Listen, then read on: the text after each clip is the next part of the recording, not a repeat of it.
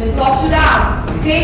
So لما بنيجي نعمل أي نوع من أنواع الconvention بنقول إن هي looks like agreement. هنعمل كذا and كذا and كذا.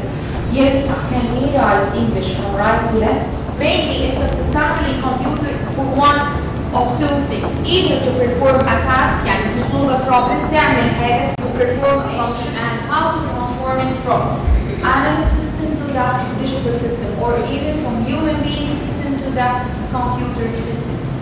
So today we are concerning to cover explanation of why communication lies at the heart of people uses of computer. We will discuss and show how communication relies on a real representation is associated with symbols, with meaning. Then we will study the properties of representation which are useful in context.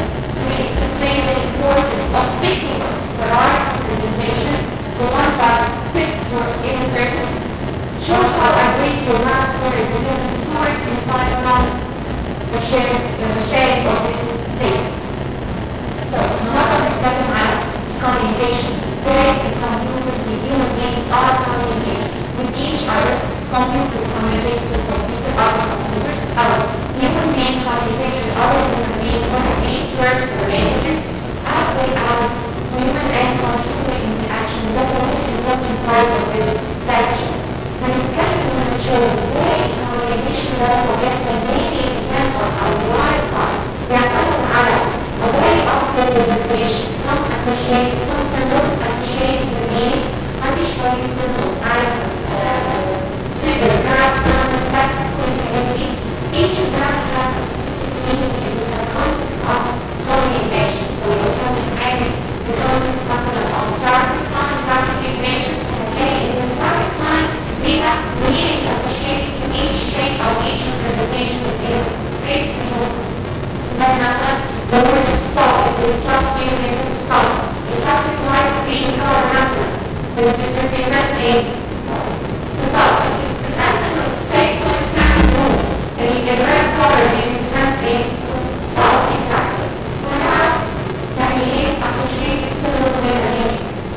هنعرف كمان الproperties. طب انا لما باجي اعمل اي representation بتقول what are the properties of each representation. ايه هي representation دي؟ ايه properties بتاعت representation دي؟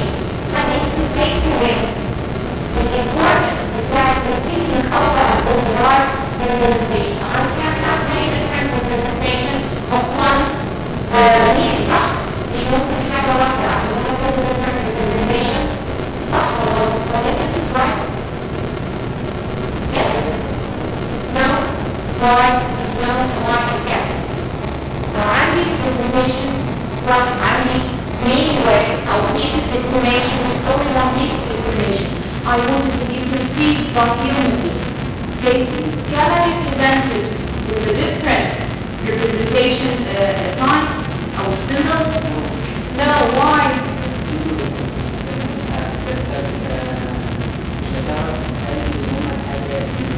People will get confused about the meaning of representation. Exactly, people will get confused about the meaning of representation that is associated with the representation symbol. الناس هتتلخبط وده اللي بنسميه ambiguity. الناس هتتلخبط في معنى الريبريزنتيشن ده. هل السيمبل ده اللي انت symbol of representation does it mean this or that? People will get confused. Okay? So that's why we should have to explain the importance of picking the right representation. Then we will show some agreed formats of representing various stories on your computer or in your communication system. تعالوا نبتدي بقى. Communication in the sense of human being, it may take 3 different forms. Communication forms are human to human. You are interacting with other human beings, okay? بأي طريقة كانت. Then human to machine, so human being give orders to the machine and the machine reply back with a set of instructions, perform tasks or output, صح? No matter what is the type of output. Then machine to machine. Human needs to communicate with the computer. Why? What is the human-computer communication importance? What is that? ايه الفايدة في انك تكوميونيكيت with the computer device؟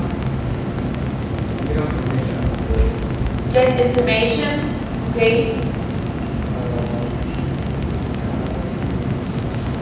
هما two major tasks. انت ممكن split them down to some smaller other tasks أو categories. بس mainly انت بتستعمل الكمبيوتر for one of two things. Either to perform a task, يعني to solve a problem, تعمل حاجة, to perform a function. You work on a Word, work on Excel, PowerPoint, whatsoever, any application program, either specialized application or a basic application program. So definitely you are doing a task. You give a computer data, the computer do some sort of processing and then to produce an output for interaction with the human being. تمام؟ طيب. حاجة تانية to communicate with each other over the computer device. إنك تتعامل أو to communicate with some other people through the computer, just like sending email, chatting, chat rooms, صح؟ طيب. So those are the two major needs of computers that human use. So in communicating with each other, we use the internet connectivity, chatting, email. We will talk about the email behaviors and the email conventions. Conventions, which are means agreements. ازاي هنكتب email وايه الحاجات that we should take in consideration لما نيجي نكتب email, or even the art of communicating through the email. Okay? So in order to solve a problem, which means performing a task, we will talk about word processing, speech synthesis, iris scanning, and some other sort of applications. Let's take the first point, using the computer for communicating with others through chatting words and or chatting rooms and email. So chatting is a process of electronically interact with each other using some sort of chat rooms, okay? Or even a chatting application. زي ايه? Give me an example of chatting applications. The chat of the Facebook, Yahoo Messenger, صح? MSN Messenger, AOL Messenger, Skype. All of these are sort of chatting applications or even chatting rooms. What we mean by room exactly هنا, it is a web application allow you to chat with other people in a specific topic or a specific discipline. ده اللي بنسميه room. انه في group مثلا بتتكلم في politics في حاجه معينه بالظبط. It talks about politics, for example. It talks about information technology, or it talks about fashion for girls, sports for boys. Okay, so when we choose to chat some other people on a specific discipline, so we should have to go to chatting rooms.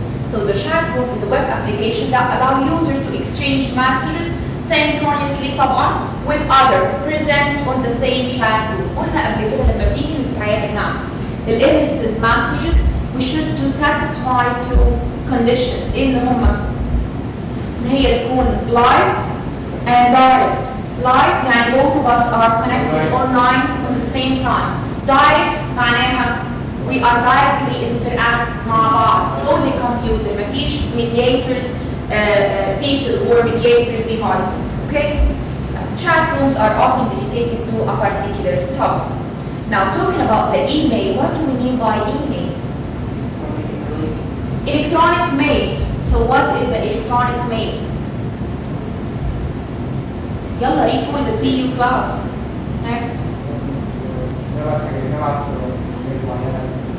Sending a message, sending a regular message over the electronic communication. صح؟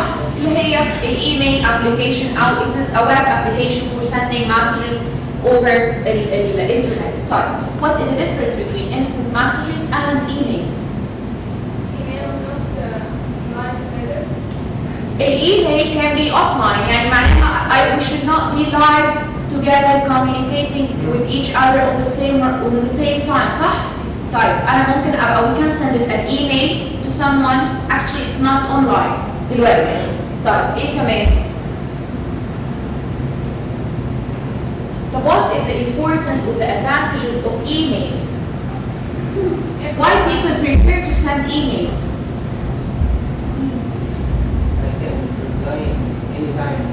You can reach the people you want to send him the information at any time, صح? انا دلوقتي على بالي اقول لك معلومه مهمه جدا. So I cannot reach you physically. ما اقدرش اجيلك، ما اقدرش ازورك. So but I can send you an email. So whenever it's possible you will be able to read the email and get the intended information. صح؟ طيب ايه كمان؟ point number 2. It is global. You can reach people wherever they are. لو صاحبك abroad في اي حته بره مش في مصر and so on. So you can reach him easily. طيب. It is comparatively cheap.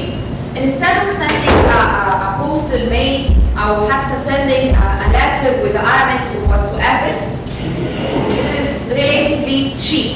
All what you need is an internet connection and a mail web application. بالظبط كده.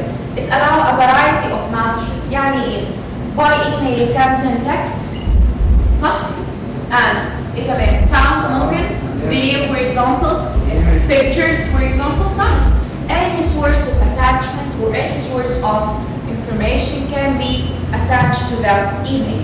But what about the drawbacks or disadvantages of any email? احنا قلنا الحاجات الكويسة، الحاجات الوحشة في الايميل. Or why some people don't prefer to use the email. It could be hacked. It could be. ايه كمان؟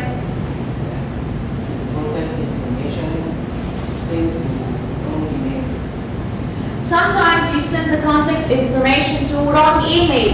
صحيح. And this is a human being mistake. So you are selecting a name of your contact list is supposedly Ahmed and you have a number of Ahmeds فتختار Ahmed number 1 instead of Ahmed اللي انت عايزه for example. صح؟ So ايه كمان؟ The risk of sending mail to the wrong person is high because it gives access to a large number of recipients. طيب ايه كمان؟ What else?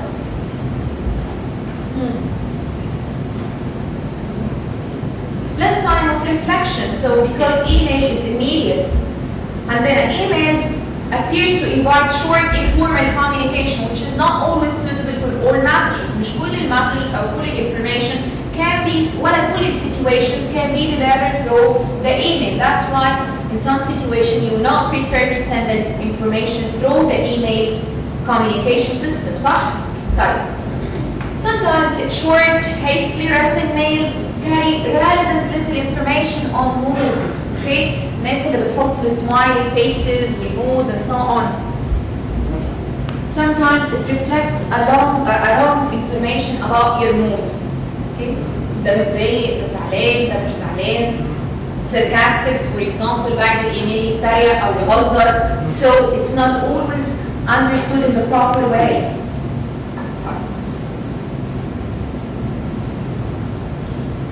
In order to solve the drawbacks of emails or of using emails, عندنا حاجة اسمها netiquette. Netiquette is the name of collection of guideline settings of appropriate email behavior. طيب, if you want to use or to communicate emails in order to communicate professionally or properly, so please study the art of netiquette. Art of netiquette, it just gives you the guidelines, the regulations, the set of comments, do's and don'ts اللي هي بتخليك how to write email properly and how to perceive information through emails properly. لما تعرفوه أو لما هتدرسوه هتعرفوا إيه الحاجات اللي أعملها وما أعملهاش، إيه الحاجات اللي أكتبها وإيه الحاجات اللي ما أكتبهاش. Okay? How to structure an email. Okay? How to write the information اللي أنا عايزاها with a proper form to be delivered through the email. So appropriate use of any means of communication requires people to adhere يبقى عندهم awareness to a set of conventions or guidelines. Netiquette is the name of the collective or the collection of guidelines setting out appropriate email behavior. Its guidelines lie down rules of sending. فيها إيه بقى؟ فيها the rules of sending and forwarding items under different circumstances. مش كل information انت بتعمل لها send او بتعمل لها forward بتكون ليها نفس circumstances. لا، لما اجي اعمل forward email to one of my colleagues professor is totally different than اجي اعمل له forward to one of my students. Even حتى writing style will be different. Okay? For participating in groups and for posting messages list. It is type. What is the good impact of using netiquette or understanding the netiquette? It aims to minimize the discord risk. of misunderstanding in email use. في عندكم some activities هنا activity 2.1 and 2.4 to 2.4 2.1 2 3 and 4 دول just please go and practice them to increase your awareness using emails. Now, if we decide to communicate with the computer not only for communication but for doing a task, ماشي؟ هنعمل task دلوقتي أو to solve a problem as they are mentioned in your unit. مش معنى كلمة solve a problem ما تاخدوهاش interrogative meaning إنه there is a problem should be solved. Solve a problem here معناها إنه there is a task should be done or should be accomplished. Okay؟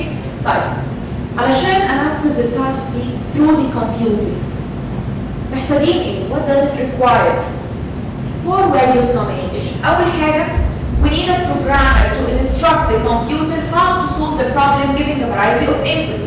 يعني we need a programmer or a developer to develop the software, to develop the application software اللي take care of instructing أو executing the task. Okay? دي أول حاجة محتاجين programmer يعمل لي program.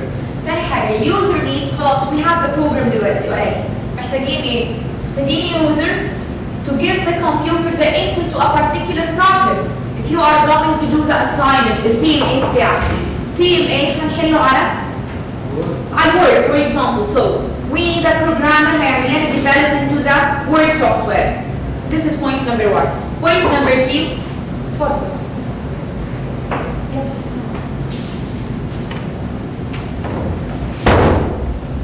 Please don't play it later on. Point number 2. It's your role. محتاجين user to give the input to the application or to the computer for the particular problem. So if we are going to solve the TMA for example, محتاجين the student, we need the student اللي هو عنده the answers of the TMA أو the content بتاعت the task itself. Computer need to communicate with the solution back to the user. خلاص when you are typed the answers of your TMA, the computer should send it back for you in any sort of way. يعني it could be soft copy مثلا which is the written assignment على السكرين or it should be a hard copy اللي هو هيطبعه printed document for example. Then for task or problem that require more than one computer sometimes التاسك بتكون كبيرة فبضطر ان انا اعمل لها split زي assignment الجروب assignment بتاعتكم صح؟ group assignment بتعملوا ايه؟ Each one of you solve a part of the problem or solve a part of the task or the assignment and then you are grouped together the collaborative work of your assignment مش كده؟ طيب in this case you need to communicate with each other to share the problem. يبقى أول حاجة we need a programmer to provide us with the application. Then we need the user to provide us with the input for this application. Third thing, we need an interaction from the computer to the human being or to the user to provide us with the output of the accomplished task. وبعدين if it is a very complex or a big task which is splattered to a number of users, computers need to be collaboratively communicate in order to give the final output of the task. واضح لحد هنا؟ مفهوم؟ حلو. طيب عندنا some different examples of solving a task or solving a problem using that computer. أول حاجة the word processor. What do we mean by word processor application? ايه word processor application ده؟ program to write it. بياخد ايه الانبوت بتاعه؟ text, numbers, keystrokes صح؟ من على الكيبورد بتاعنا بياخد a number of keystrokes بيعمل عليها some sort of linguistics processing بالظبط لانك بتكتب words بتكتب paragraphs, lines and then بتطلع في اخر articles او assignment محلول او whatsoever صح؟ طيب and then الاوتبوت بتاعها بيبقى ايه؟ بالظبط either بتبقى image على الكمبيوتر soft copy أو بتبقى hard copy which is a printed document. Exactly. Example of that is Microsoft Word أو Word Perfect. It takes a series. أنت مش بتكتب حرف واحد بتكتب series of keystrokes ودي بنعتبرها الانبوت and transform it into an image on the screen which is that output. or hard output which is neatly printed document. طيب speech synthesis is another example for using the computer to solve a problem or to do a task. بتعمل ايه speech synthesis دي؟ It transforms the written text in computer readable form. Do you have messages on your computer or mails? Do you have that application that tell the computer or your mobile to read your emails or even to read your messages? صح؟ الابلكيشن ده اسمه speech synthesis. speech synthesis بياخد الكلام كله المكتوب الكمبيوترايزد المكتوب ويعمل له convert to a sound exactly into a stream of sound which is close to the human sound. يبقى الانبوت بتاعه ايه؟ is a written text والاوتبوت بتاعه is sound exactly. الايرس سكاننج السكان بتاع عدسة العين او قدحية العين اوكي ده بنستعمله في ايه؟ ايه الانبوت بتاعه طيب؟ what is the input of iris scanning system؟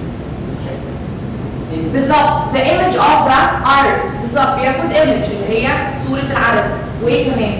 وبيطلع ايه؟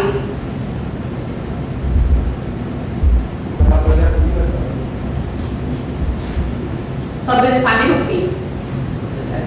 بتتفرجوا على افلام بوليسيه وحاجات كده وبتاع نفتح الخزنه ببصمه العين نفتحها ببصمه الصوت في some servers rooms او some banks rooms ما تتفتحش غير بحاجه زي كده gates اوكي some turnstile البيبان اللي بتفتح من غير ببصمه العين and so on او بالفينجر برنت even for example او بالvoice speech okay so iris scanning is taking the iris image as an input in order to perform some set of actions بتعمل actions او operation هو ده الاوتبوت بتاعها زي الاوبننج مثلا بتاع الاي تي ام ستوب زي انك تعمل behavior بتاع التurnstile اللي هي البيبان الدواره اللي بتفتح دي so it takes the input اللي هو الايمج دي وبتحولها into mechanical action ده الاوتبوت بتاعها بتاخد action already in real life لما بنيجي communicate with the computer to perform a task عايزين say for example نعمل windows if there is any one case in which نعمل windows بحاله ليه؟ to set up a windows okay but to program it no so in real life doing an application in order to take a complex task they have a very hard. Sometimes you cannot take the responsibility of the task by your own or even by one single computer. Okay? فاللي بيحصل ايه؟ We split the task into a number of sub-tasks. بنقسم التاسك الكبيرة دي لعدد أصغر من التاسks. Okay? فبتكون ايه؟ What is the importance of Marwa? What is the depth of Marwa? أولاً it's much easier to carry a simpler task عن إنك to carry the huge أو the one next big task صح؟ تاني حاجة it saves time في البرنامج time في process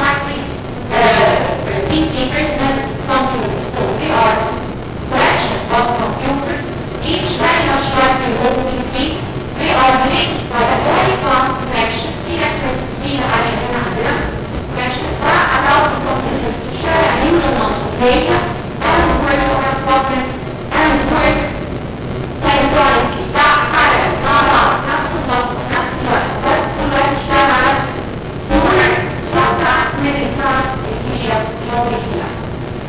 Very large problems are divided into smaller parts. All the computers in a cluster are set to work on different parts at the same time. Marwa. عرفت يعني ايه communication؟ We do two different examples of communication between human being and computers. بيقولوا ايه؟ Communicating with our own computer just like chatbots and sending emails, and communicating directly with the computer in order to handle a task or solve a problem يعني زي ما بيقول الكلمة. Are we going to communicate كده؟ يعني نستخدم ان احنا communicate but how are we going to communicate؟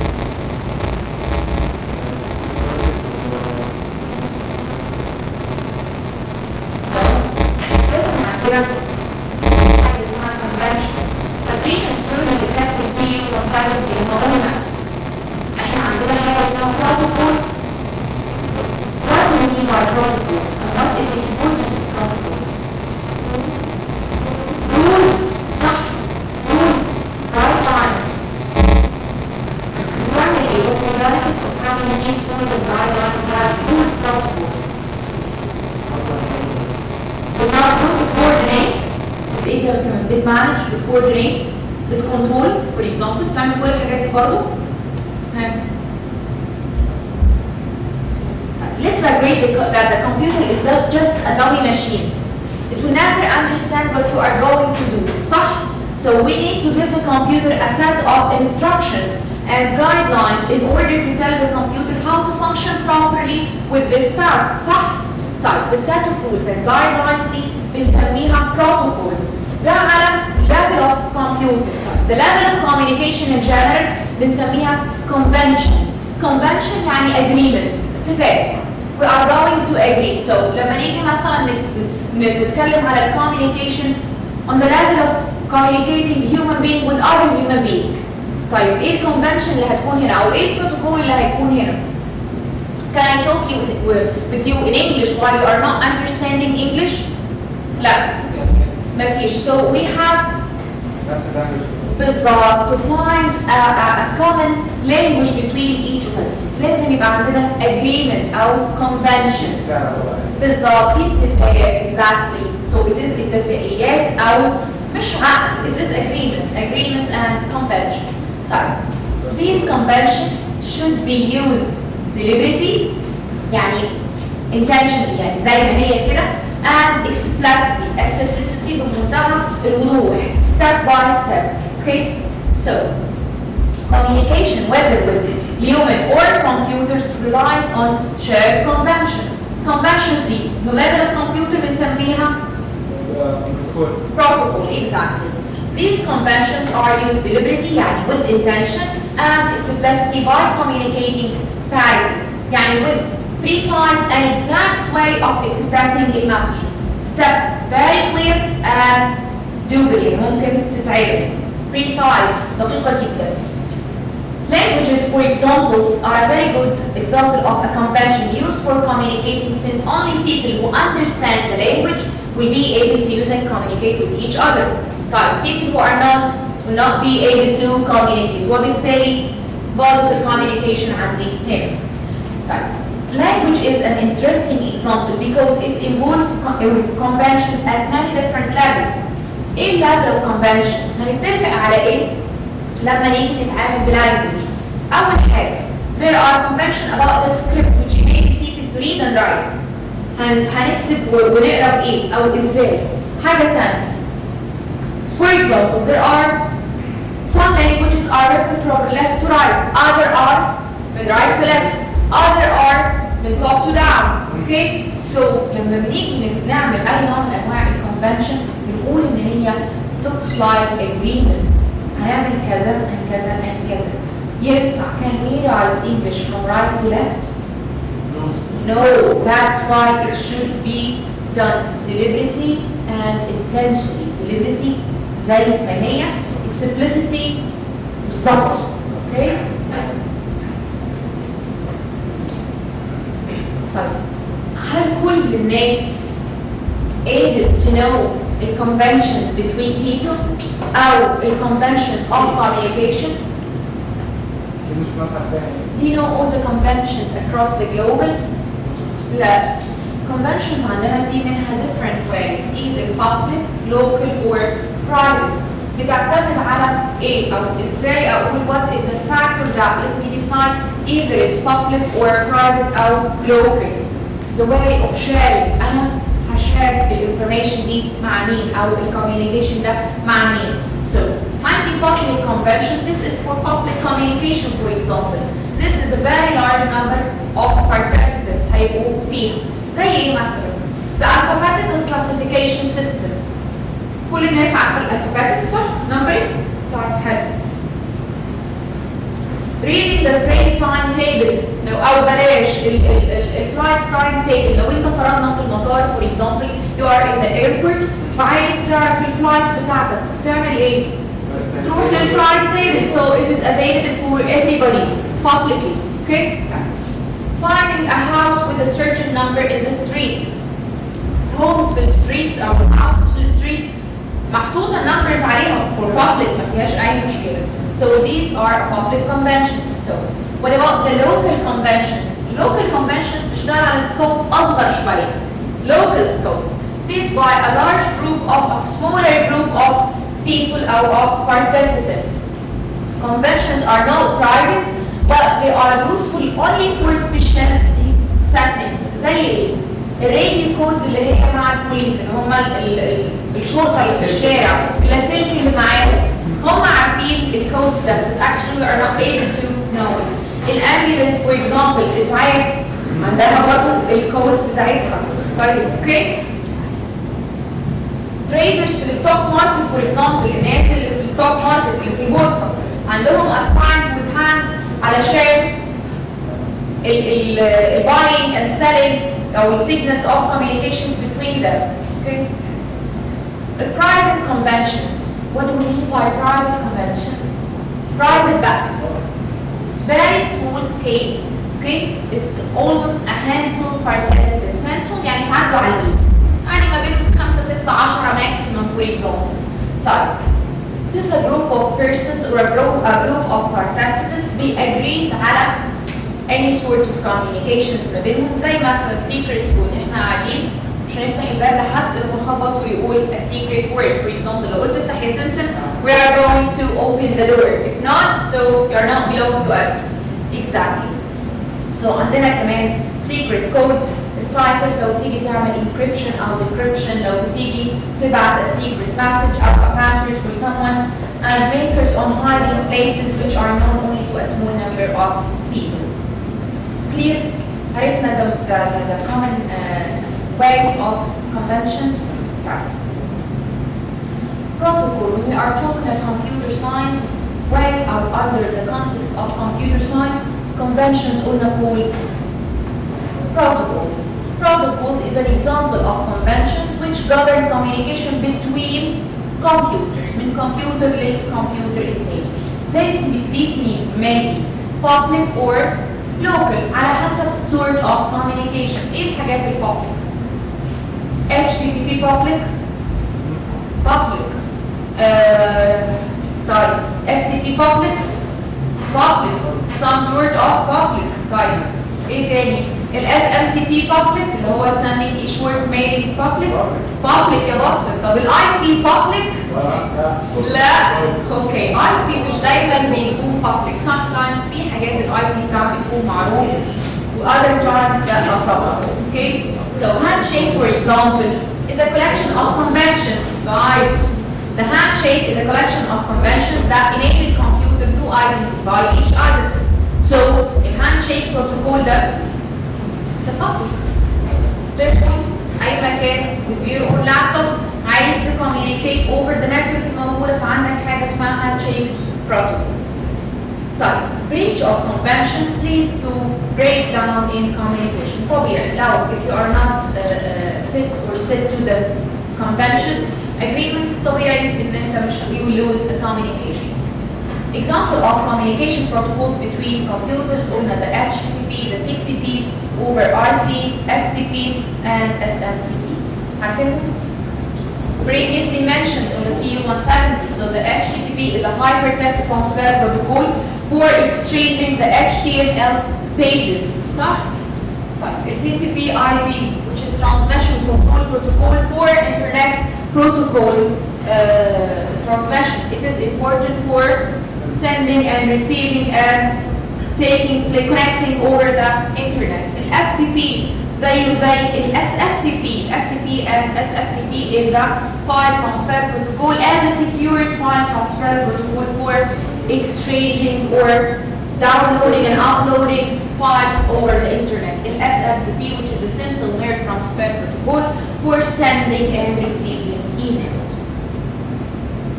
طيب عرفنا يعني ايه communication؟ صح؟ Communication with its simplest form is interacting with others. Either the maybe machine, the other the maybe a human being. طيب if it is could be communication between human being and other human being, machine to machine, or human being, machine to human being. The most important part in this lecture is human being to machine. Exactly. طيب عرفنا يعني ايه communication، عرفنا ايه هما the ways of communication، عرفنا انه human being to machine is the most important part in this our lecture. طيب عرفنا كمان انه خدنا two different examples of communicating as a human being with the computer. كانوا ايه؟ sending emails, communicating with others over the computer, and performing a task over the computer. وعرفنا انه to do this we need to take some conventions, agreements that are used deliberately and explicitly. دلوقتي هنعرف حاجة تانية اسمها representations. What do we mean by representation?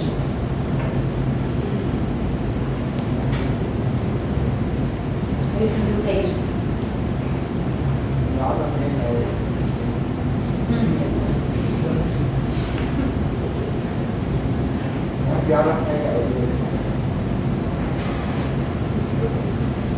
Representation.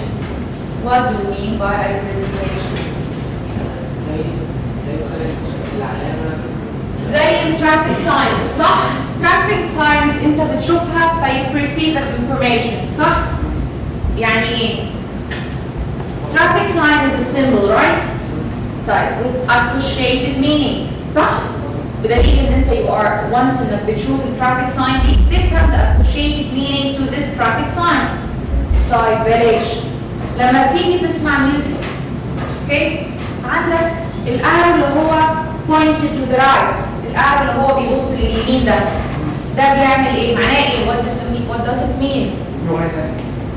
الارو لليمين play. طيب ال two bars معناها ايه؟ pulse. So it is a symbol associated with the meaning. ده بنسميه representation. عادي. To represent is to take a symbol and to add a meaning to this symbol in order to ease receiving information to human beings. أنا عايزة واحد يفهم حاجة فبديله symbol بالظبط in the context of the information فيفهم منه حاجة. بلاش the shape of envelope اللي بيبقى موجود عندك على الموبايل the envelope symbol ده بايه؟ ايه ال associated meaning فيه؟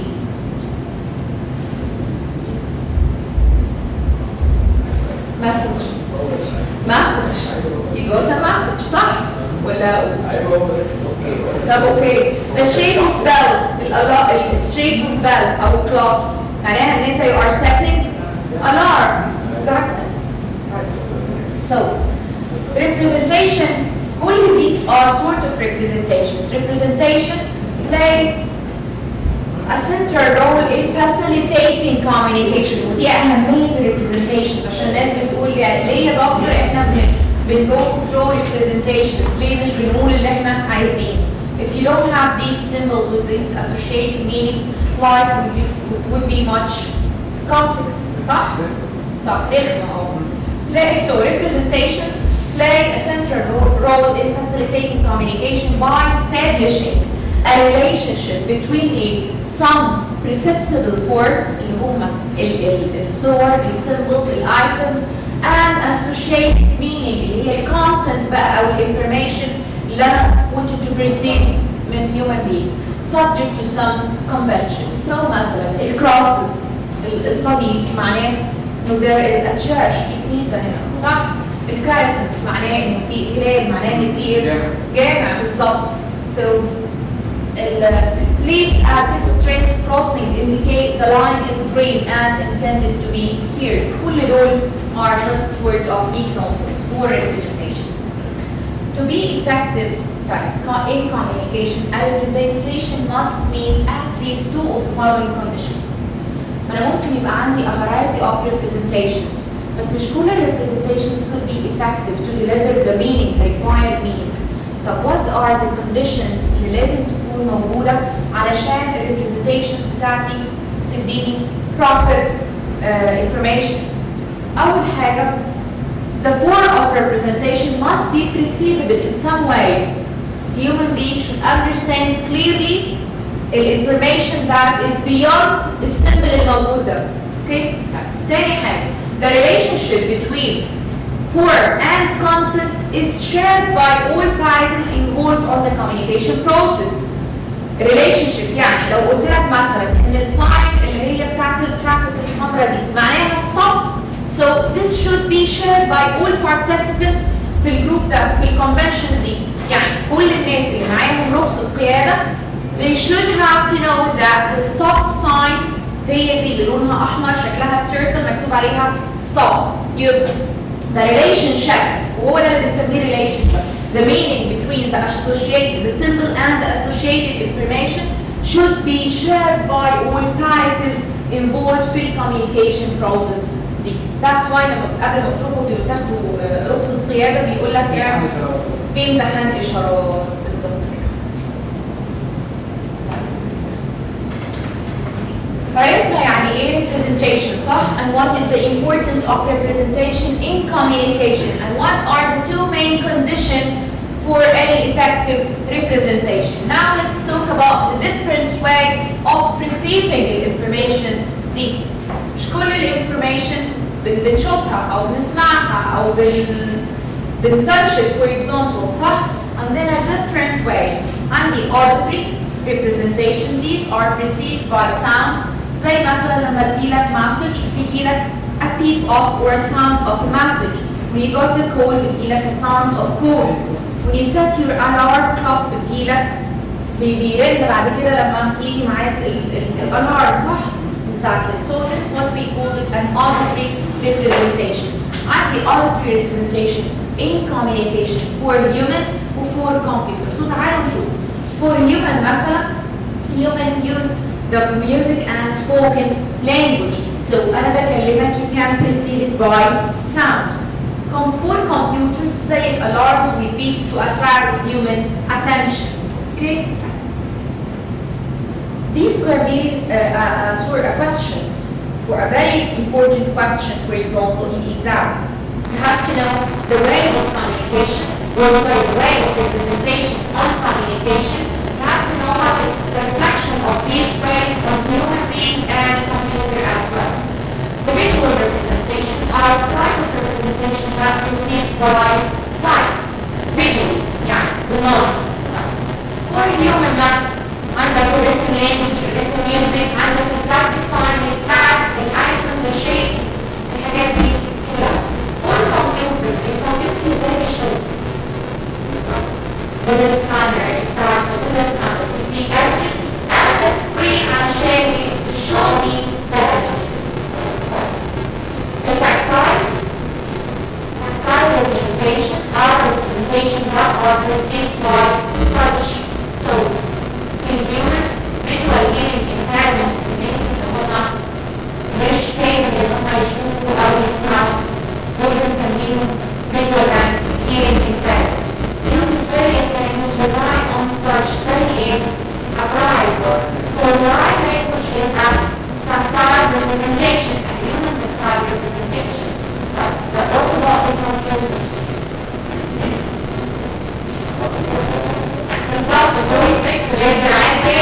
تاني keyword pronounce touch screens noise vibrations كل الحاجات دي.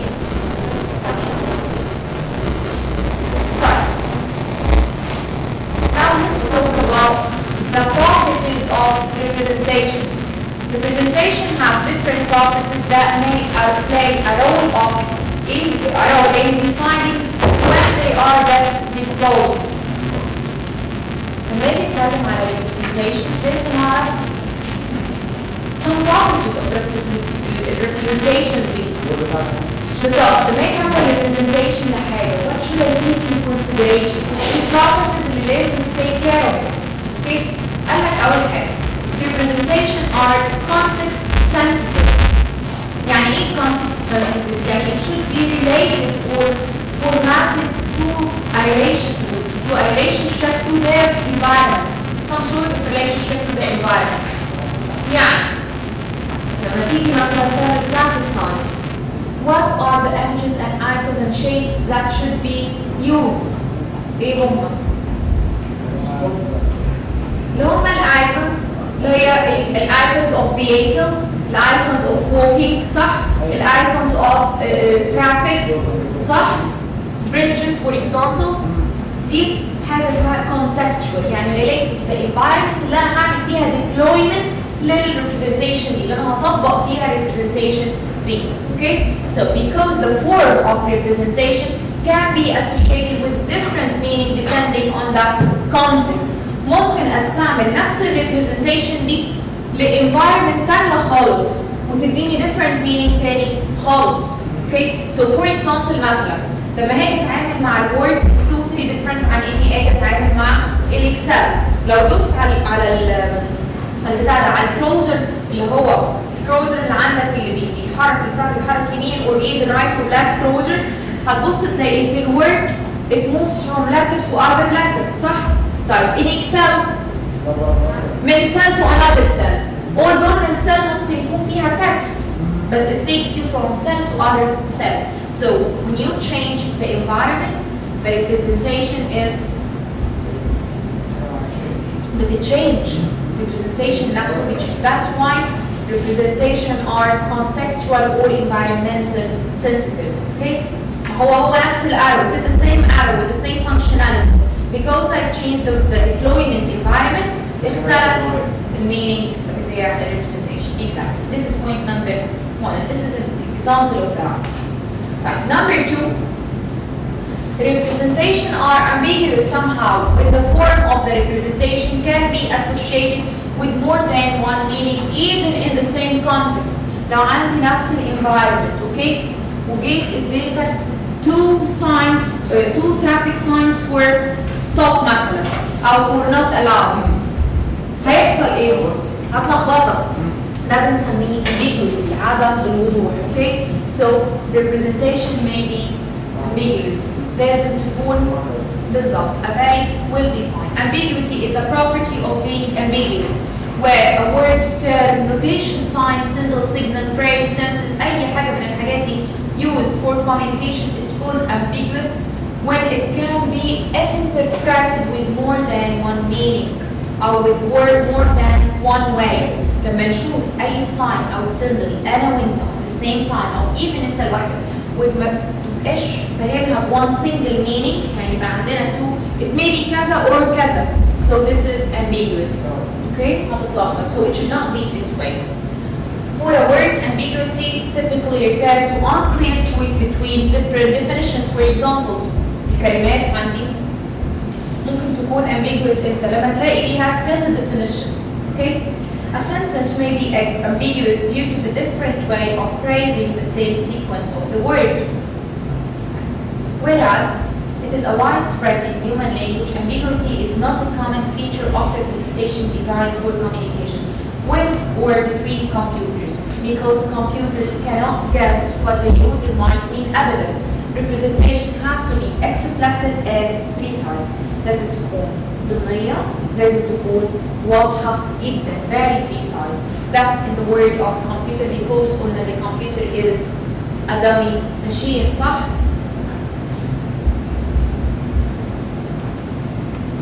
Number 3 representation. So أول حاجة number 1 كانت إيه؟ Representation are contextual or environmental sensitive. صح؟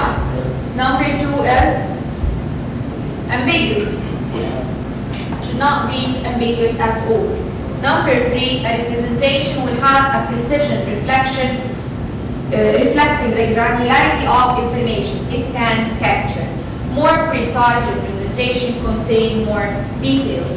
يعني الوضوح information representations بتاعتها كل ما كانت واضحة كل ما كانت هتديني different information more information.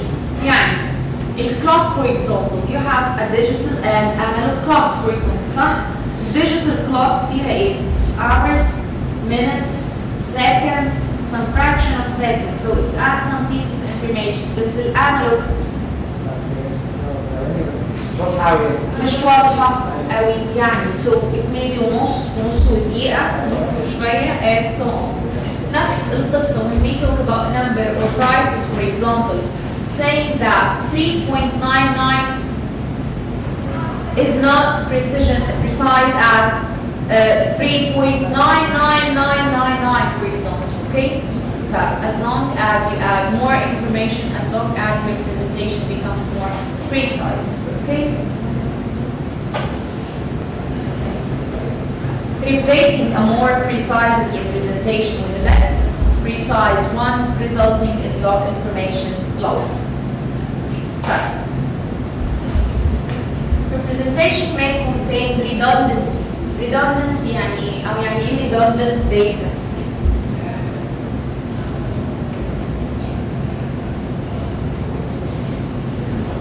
يعني ايه redundancy؟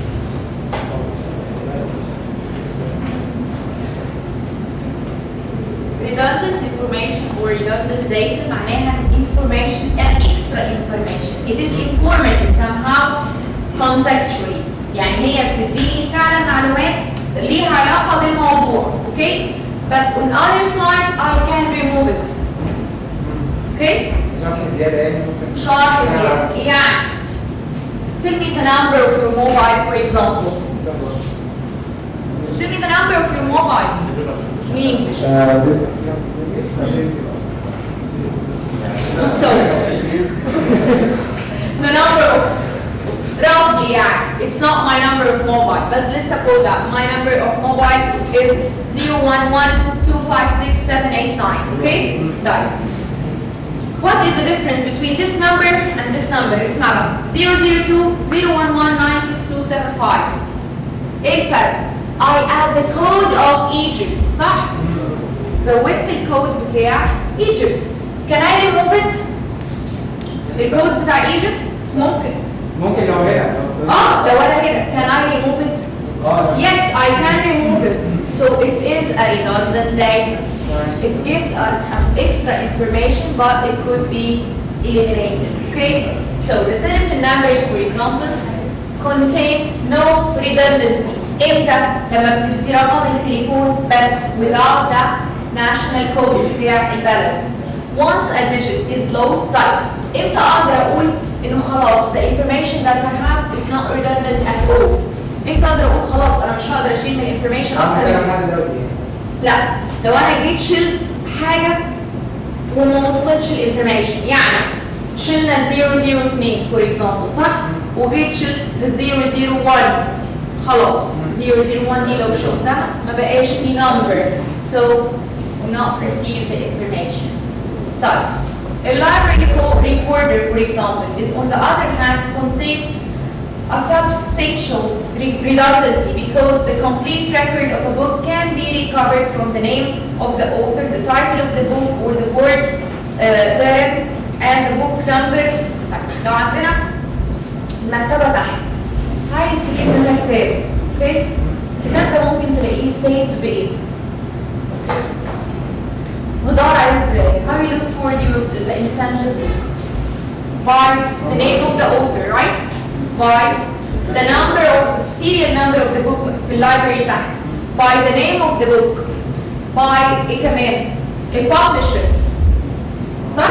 باي الديسيبلين بتاعه، هو في اريا ايه؟ هو كمبيوتر ساينس ولا هو انجلش ليترشر ولا هو ايه بالظبط الكتاب ده؟ بزنس and so on. Okay, so library records are فيها lots of redundant data. Although redundancy has some benefits, فيها informations كتيرة, it is not always in computing. So in computing, we always care to remove the redundant data. Detection and removal of redundancy is important in computing because representation without redundancy are shorter, take up less space, and take less time to transmit. So what is the importance of removing the redundant data in representation? Shorter, هيخلي representation بتاعتي shorter because I act with the symbols and text, smaller text, take up less space and less time to transmit.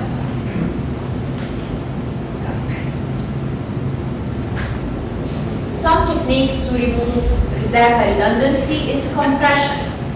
Compression يعني ايه؟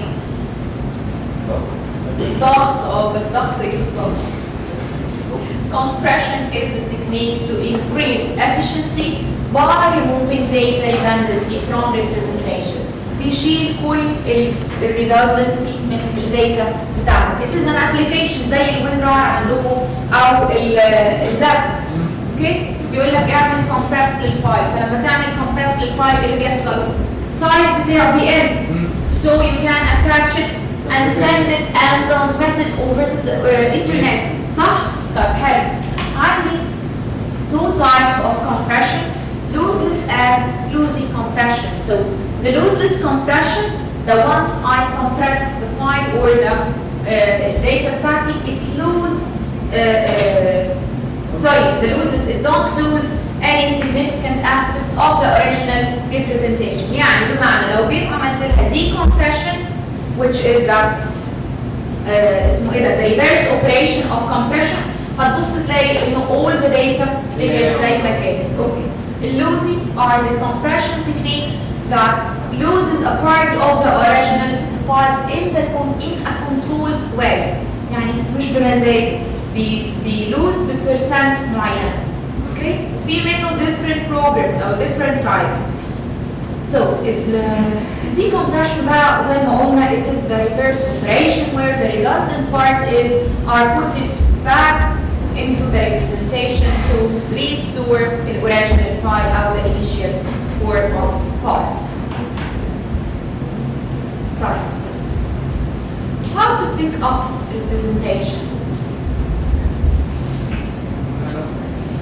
How to pick up representation?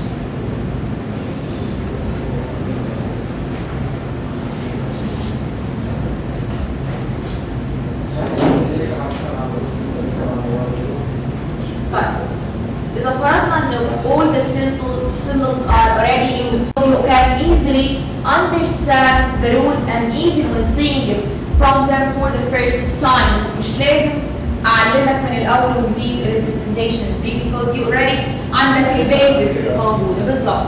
When the rules of the systems are breached بالكسر يعني representations become incomprehensible. ما تقدرش cannot perceive.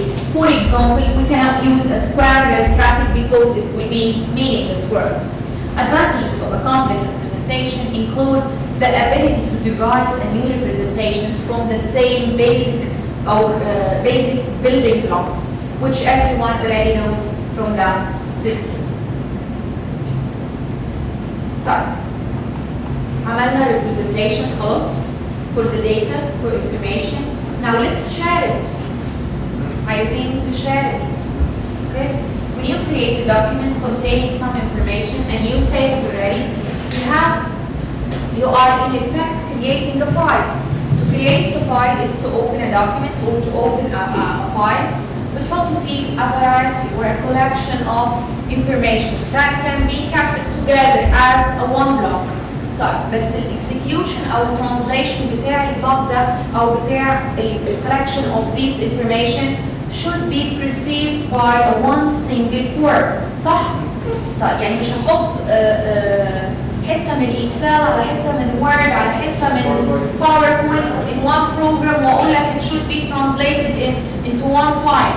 لا, it is impossible. So you will need to give the document a unique name. هنعمل له naming and then you will add a dot. هتحط dot وهتحط حاجه كمان اسمها extension. الاكستنشن ده يعني ايه؟ The file name provides you when saving the file, and then it follows with a full stop, and then this full stop tells the computer system إنه في format of the file which should be available. ليه؟ To enable the operating system to launch the proper application in order to translate or to communicate with the file. So the system would know the application to launch in order to open it. And then some sort of popular file extensions for when we talk about document files. Files اللي بنفتحها بالword processors. No matter بقى هو word processor Microsoft Word ولا هو ايه بالظبط. عندنا الاكستنشن بتاعه بيكون doc معناها ان عندي PC document file ده ممكن افتحه بالword او بسم web browsers. طيب .pdf بفتحه بالاكروبات عندي PDF file. تمام. طيب .exe يعني executable بالprogram بيلونش بيشتغل. طيب .graphic interchange format ده for the picture store picture using lossless لو انت عايز تخليها lossless compression and is widely used for the web علشان the quality of pictures بالظبط. HTML which is hypertext markup language بالظبط. This is our language or files and extensions بتقول لك ان انا عندي web pages should be transferred over or exchanged over the internet. تحتاج web browsers to be interpreted. طيب .jpeg or .jpg دول joint picture express groups دول بيصوروا graphics using loosey compression styles. .mpp Microsoft database file بتحتاج database management systems زي Microsoft Access for example. Okay. عندنا كمان some other popular MP3s اللي انتوا بتستعملوها for moving picture express group like 3 دي بتحتاج media player او iTunes. .mov بتحتاج الweb timers دي another video formats for movies. .pdf which is portable document format محتاجين web browser او Adobe Acrobat Reader. .big RTF